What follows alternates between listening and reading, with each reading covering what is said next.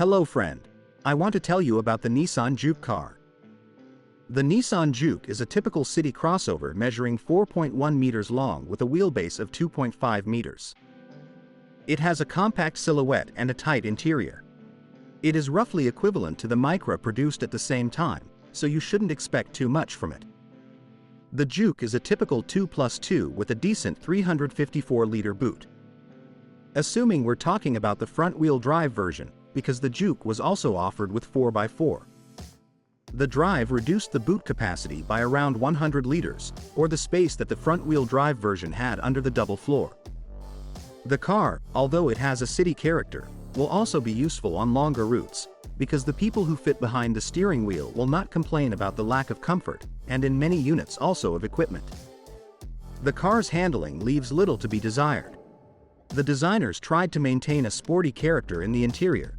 There is basic multimedia, and in some configurations a good sound system. Maneuvering in the city in a model without a reversing camera can be problematic, because the body structure makes it difficult to see much to the rear. Technique. The Nissan Juke is based on the Renault Clio IV platform, so it has a B-segment platform with independent strut suspension at the front and a torsion beam at the rear or multi-link suspension at the rear. The steering system is electrically assisted. A few versions, only the most powerful ones, have four-wheel drive with the rear axle connected by electromagnetically controlled clutches without a differential. This is a system that works efficiently on both slippery surfaces and light terrain. The ground clearance of 18 centimeters allows you to travel on unpaved trails. The rear suspension of the AWD version uses a 3-link suspension for each wheel. The sporty versions of the Nismo with front-wheel drive use a mechanical, powerful limited slip differential, a larger brake system, thicker stabilizer rods and stiffer springs and shock absorbers. Engines. The engine range is not extensive, but it is sufficient for everyone to find something for themselves. For almost the entire production period, until 2018, a naturally aspirated 1.6-liter petrol engine manufactured by Nissan with 117 HP was offered. After 2018, it was replaced by a 112 HP engine, which had to meet the Euro 6D temp standard. In the years 2013 to 2018, a 94 HP variant appeared, which from 2015 met the Euro 6 standard. From 2014, the range included a turbocharged 1.2 DIG-T engine with 115 HP. That's it for the most popular petrol engines and at the same time the basic units. Customers were less likely to choose the 1.5 DCI diesel with 110 HP, but until 2013 the engine generated 240 Nm of torque, and from 2013 already 260 Nm.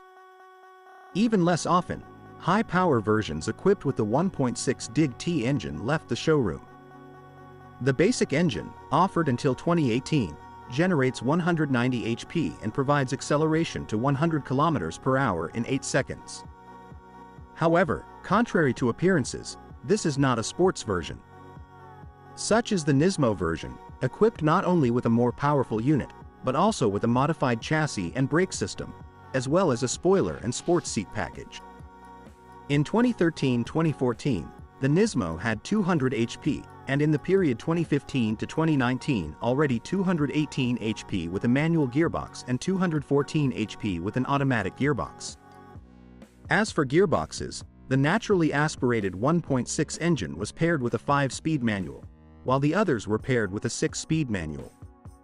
The automatic transmissions were CVDs, or continuously variable, which were offered for the 1.6 DIG-T engines, also Nismo, and the naturally aspirated 1.6 with 117 and 112 horsepower.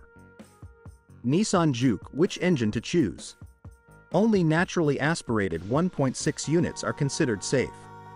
They have a simple design with a timing chain and are not very prone to failures. On average, they burn a reasonable 7 to 8 L 100 km and provide decent performance, even the 94 horsepower version. The only drawback is excessive oil consumption, but not in all units.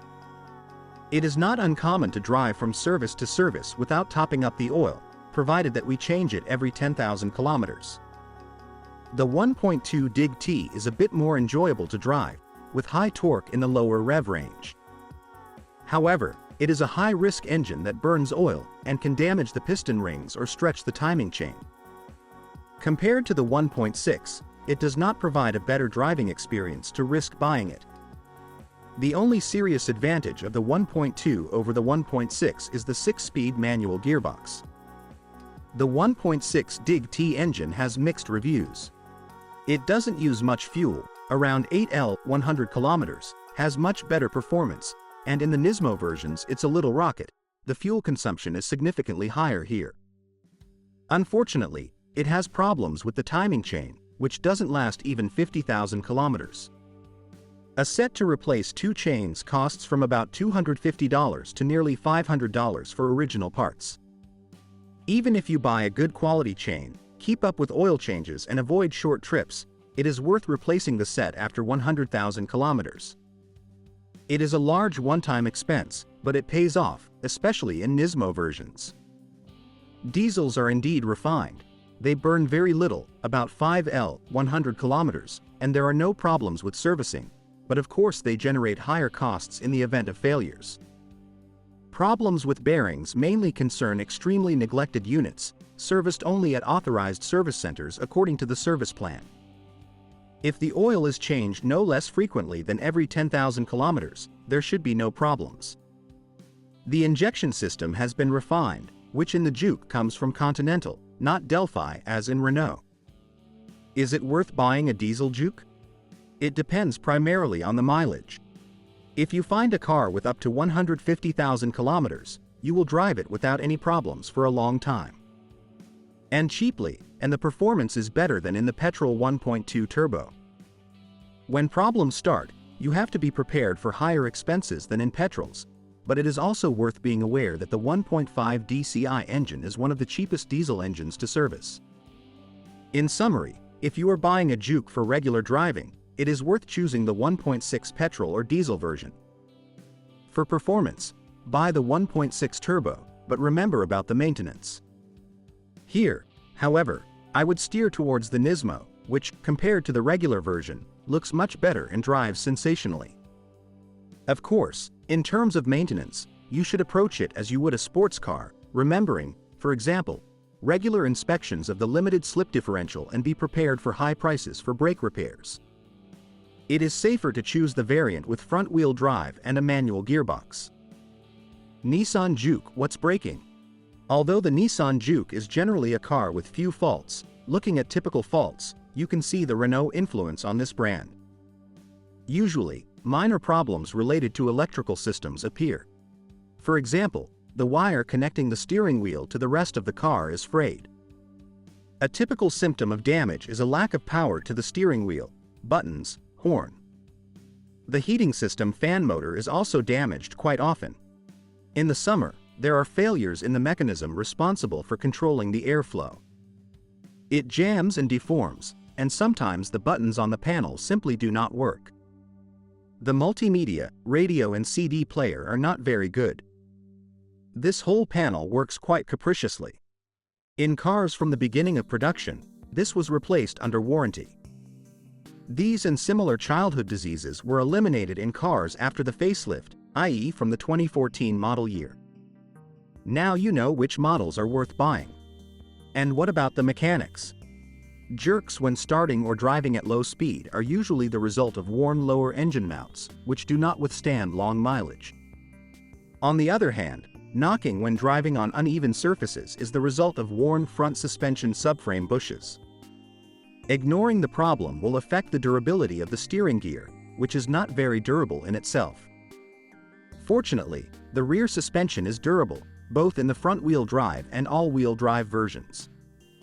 The 5-speed gearbox often has a loose gear mechanism. This is not a big problem, as the repair involves tightening the mechanism. However, driving with a loose rod for many years can lead to accelerated wear of the gearbox itself. Unfortunately, there are no good reviews about the CVT transmission manufactured by Jatco, which is not resistant to loads. This applies to the transmission configured with front-wheel drive. If the driver presses the gas pedal to the floor and often drives dynamically, the bearings of the transmission wear out quite quickly. Ignoring the gearbox whine leads to wear of the wheels and the drive belt, and therefore to the need for a comprehensive repair. It is difficult to determine the cost, because it all depends on what is in the gearbox that needs to be replaced, but it is often easier and cheaper to replace the gearbox with a used one. If you have a car with such a transmission, remember that it does not like rapid acceleration and rough treatment, especially at low temperatures. Only when the oil warms up can you successfully accelerate dynamically, but the pressure on the gas pedal should always be smooth and fairly calm. It is also necessary to change the oil every 30 to 40,000 kilometers. The CVT gearbox offered with four-wheel drive is much more durable. Here, Jatco improved the durability and resistance to dynamic driving, which is why the gearbox was even offered for the Juke Nismo. Carefully serviced, it will last for a mileage of over 200,000 kilometers, but this rarely happens because few people take care of the gearbox. If you buy a car with very low mileage, e.g. Nismo, it is worth changing the oil in the gearbox right away and doing it relatively often. The Nissan Juke has been well protected against corrosion, especially for a Japanese car. However, the car was manufactured in England, which guarantees that it will not rot as quickly as cars imported from the Far East. A typical feature of cars manufactured after 2000, namely soft, thin paintwork, has not been avoided. There may be many chips on the front of the car, which should be regularly protected. Corrosion, on the other hand, appears on the exhaust system and on a large scale. Thanks for listening to me. Don't forget to subscribe to the channel and rate my video. If you know any problems with this car that I didn't mention, be sure to write about them in the comments.